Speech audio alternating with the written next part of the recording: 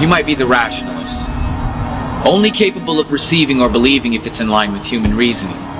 You might be the relativist, who lives with the inconsistency of what might be true for you isn't necessarily true for me. Or maybe you're religious, and believe that your own self-righteous deeds removes any salvific need.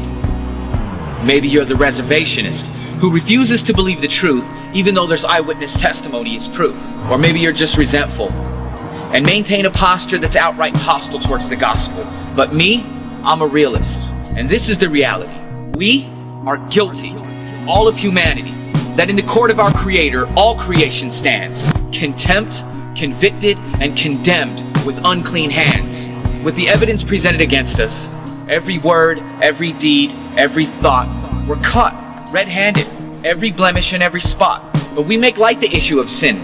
I mean, we know it exists, but we dismiss it as a simple infraction with a slap on the wrist, or treat it like a violation of a traffic regulation. But we never see sin as a serious allegation, never understanding the weight of its impact, or the fact that it's a clear breach of contract.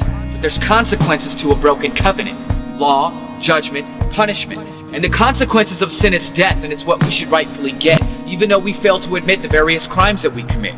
But God met our guilt with His grace, and sent His Son as a substitute to serve the sentence in our place. And so He, being perfect and pure, took on the penalty and paid the cost by purchasing our pardon and taking our sin to the cross. And even though we owed it, He received the death sentence so that we might be acquitted by way of acceptance and repentance. And rather than rightfully receiving retribution, we might through Christ receive righteousness, regeneration, redemption, and restitution.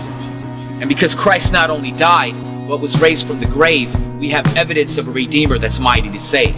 So whether it's reason, religion, reservation, or resentment, cling to the cross with a heart that's broken and repentant. Because on the day of judgment, there will be no defense attorney.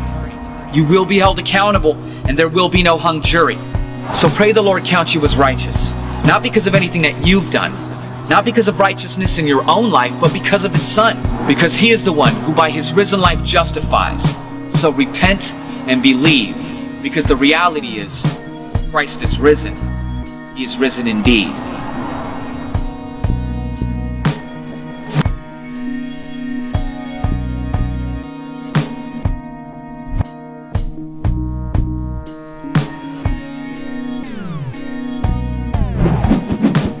Humble